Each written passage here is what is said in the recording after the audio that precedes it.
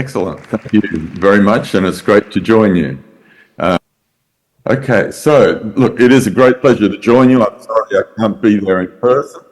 I'm sorry I can't be there in person, and in some ways, having not been part of the conversation, I don't want to repeat what people have said, but I hope maybe to be able to bring together the discussions you've been having over the last couple of days and give it some perhaps coherence that you can walk away from the meeting with.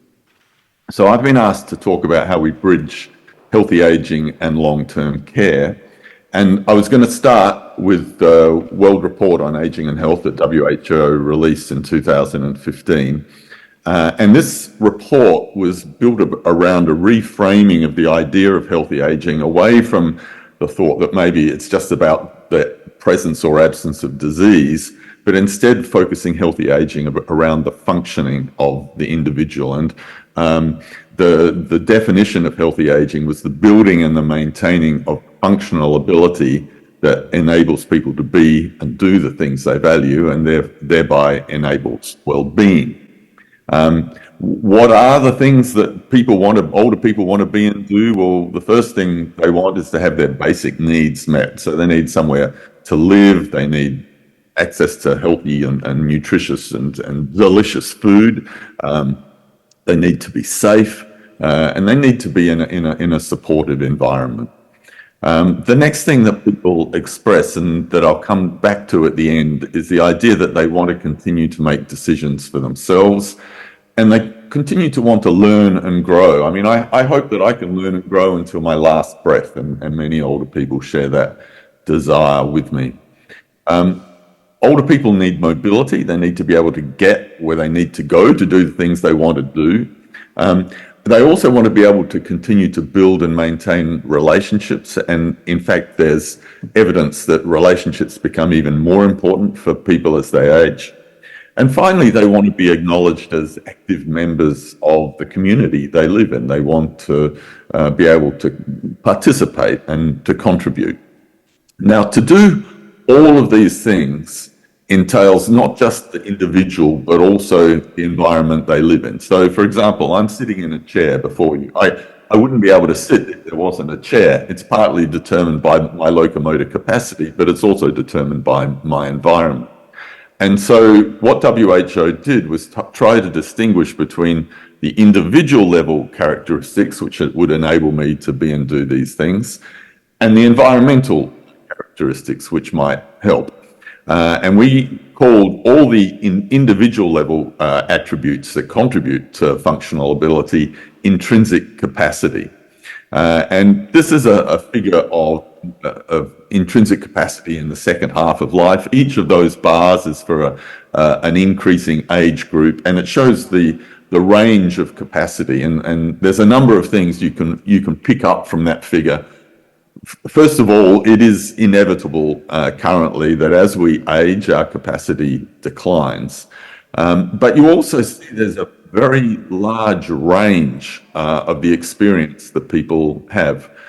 So there are some people in quite advanced ages who retain the capacity of a very young person, and there are other people at much younger ages who require significant care and support. And one important issue that arises from that is we often talk about older people or categorize them as 65 and above, but the heterogeneity of older people means that it's a meaningless concept, that there is no such thing really as an older person. We're all individuals, and we need to tailor our responses around the individual and not just categorize people into a box and then give them a generic solution for a problem they may not have, or for a problem that somebody else may have. So the first one is we need to tailor all of our responses and embrace the heterogeneity of older age. The next thing is, and this is a figure from the Australian longitudinal study on women's health. Here, this shows physical capacity across the whole of life. And again, here you see a very great range in older age.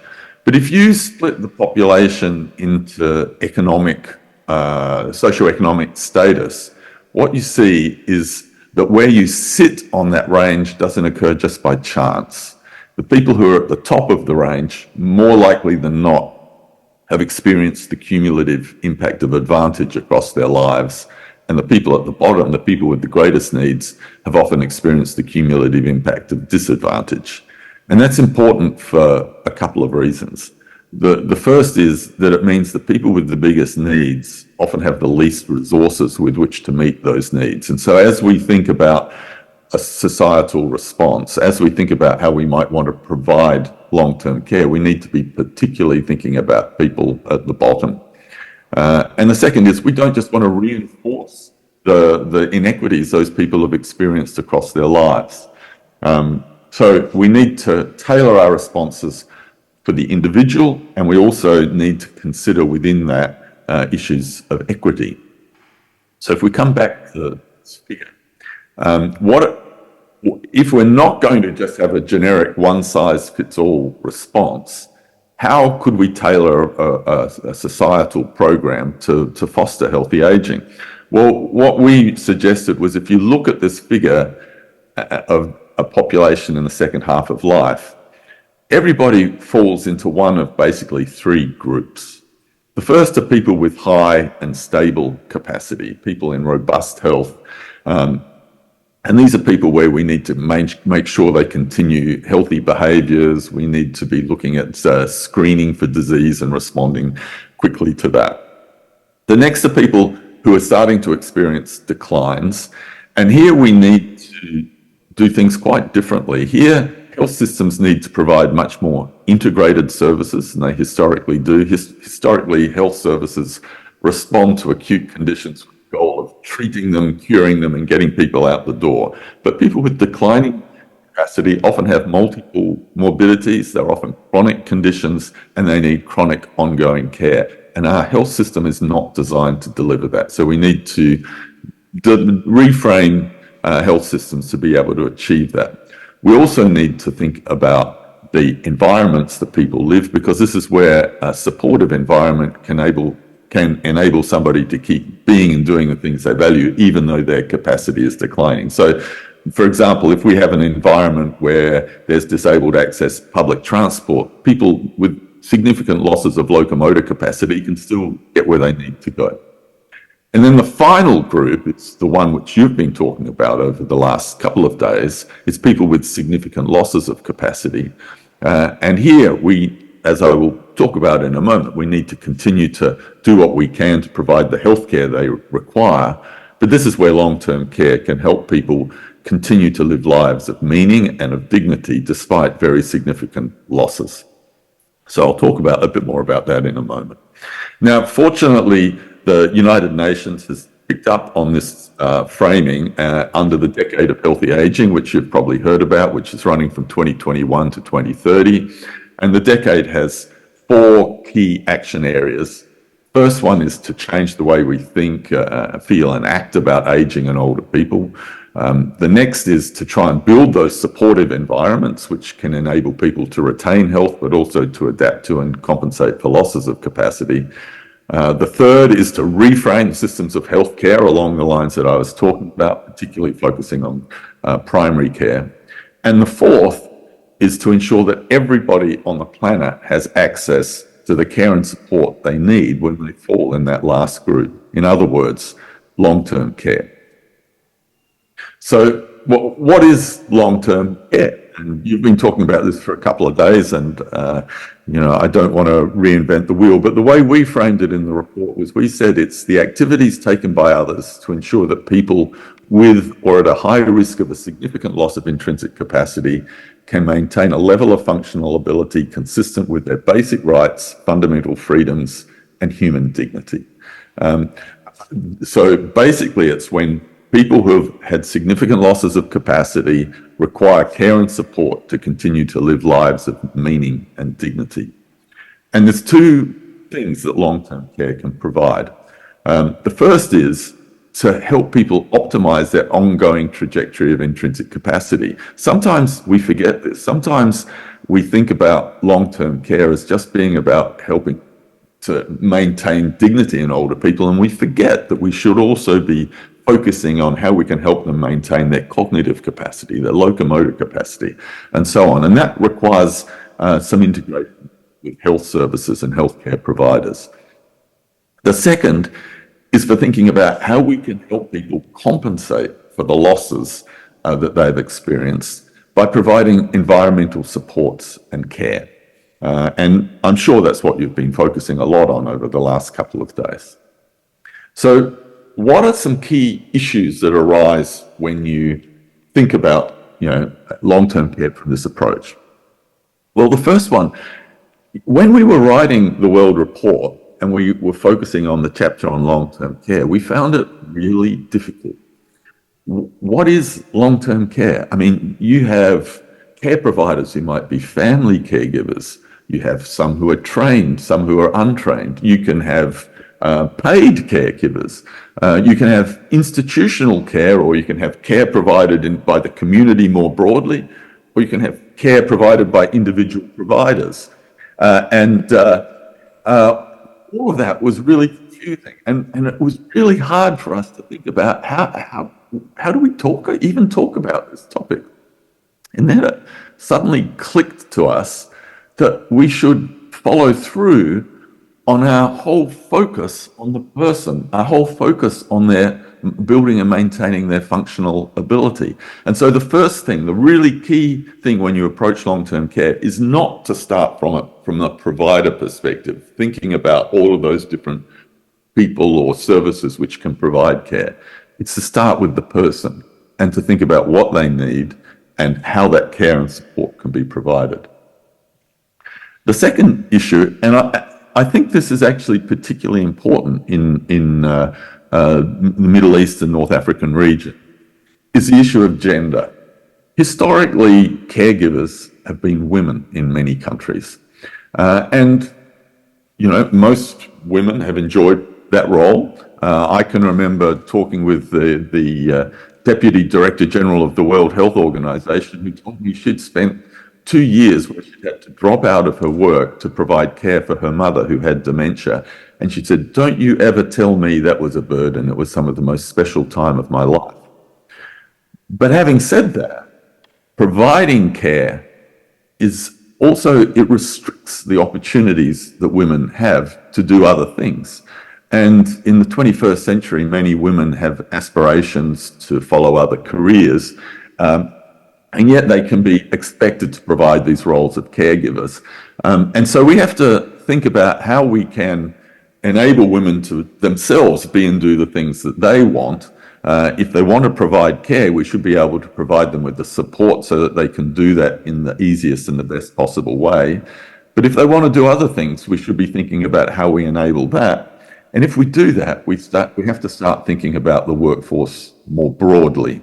And we have to start thinking about those other caregivers who might be paid, caregivers who might be other community members, caregivers who might be trained, or caregivers who might be in institutions. And unfortunately, it has been very hard to recruit people to that workforce. It's generally, in many countries, has a low prestige, low pay, and very little support.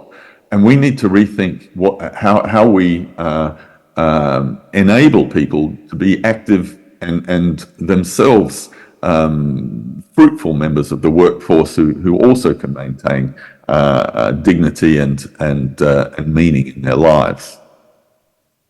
The next key issue is the linkage to health systems, and I'm really glad to hear that people have spoken about ICOPE earlier in the meeting. The Integrated Care for Older People program, which WHO developed, was basically designed along the lines of framing people's healthcare around building and maintaining functional ability rather than being reactive to every condition or disease as it presents and treating people reactively. And the approach of the Integrated Care for Older People program is a generic one. People are screened for their intrinsic capacity. If their capacity appears high, they're just given some generic advice. If there are gaps in capacity, They then are steered through a care pathway which requires greater assessment, in-depth assessment, really a thinking through of why their capacity might be declining, looking at, do they have conditions that need to be treated, do they require rehabilitation, do they require end-of-care management? And ultimately, all of that leading to an integrated care plan that considers not just the intrinsic capacity of the individual and tailors care to that, but also thinks about the individual's hopes and aspirations and fits the care plan to as well as possible being tailored towards those aspirations. Now, the key issue for integrated care for older people was this was not designed solely for doctors. Doctors can use this, but this was designed also for people who may have very limited training in healthcare delivery, and also care providers who are providing long-term care. So as a relatively untrained care provider working by themselves to look after somebody with dementia, for example, is struggling to get the information they need to know what they need to do. This, I think, is a map for how that information can be provided to not just ensure that they can provide better care, but also ease the burden on them, because there's very good evidence that the more information and support you give to caregivers, the less the burden they experience from care. And so this is available as an app. But I think a lot of work needs to be done to make it even more relevant to the sort of caregivers probably that you're dealing with on a day-to-day basis. The next issue is technology. We have to understand that caregiving is occurring in a world that's changing very rapidly. And there are all sorts of technological aids which can help us in providing care. Some of that might be technology which assists with the tasks we have to do, for example, lifting somebody from a bed and so on. Some of it might be monitoring technology, so that in some care homes, there are sensors which will detect if a person is trying to get out of bed, so that somebody can come and help them do that. And of course, we need to be careful about privacy here and make sure that the older person themselves is happy with this arrangement. So we need to be thinking not just about care as it was delivered in the 20th century, thinking about care that might be delivered in the 21st century. We also, and this is absolutely crucial, need to come back to those goals that I spoke about of what an older person wants to be and do. And the key goal of having control over their own lives, having a choice in the clothes they wear through the day, having a choice in the food they eat, having a choice in the things that they can be and do. And I think we need to continually remind ourselves of the centrality of agency as one of the core goals of the provision of long-term care. And finally, all of this needs to occur in a system. You know, when I talk about long-term care with governments, they say, oh, governments, we can't do all of this. You know, families should be doing this. Well, sure, families are a key provider of long-term care, and that's never going to change. And we should do everything we can to ease the burden on them and make it and help them deliver the best care possible. But that's not going to occur in a vacuum. There needs to be a system which provides that support to the caregivers. And there needs to be a system which connects those caregivers to other professionals who can provide more advanced care, or there need to be institutions where people can go to for respite care, or for when their condition gets to a level where the family can no longer look after them. And we also need to be nurturing a whole care economy where the caregivers actually are rewarded for the care they provide, and it becomes financially advantageous to provide better and better care. We need to have a virtuous system that reinforces economically caregivers, so that they are rewarded for the incredibly valuable work that they do. So I'd like to end with an example from Asia, and this is actually from a remote community in Myanmar, to give you an idea that care doesn't necessarily have to be provided in the way it's always been provided. This is from a remote community in the country of Myanmar in the Irrawaddy Delta, where I visited a community which had what's called an Older People's Association. And there are some of these in Africa too, particularly in Ethiopia. I think there are a lot. An Older People's Association is designed to bring together older people, provide them with the training, help them maintain their own health, connect them, provide them with the information, all the things that reinforce the incredible human capital that's intrinsic in older populations.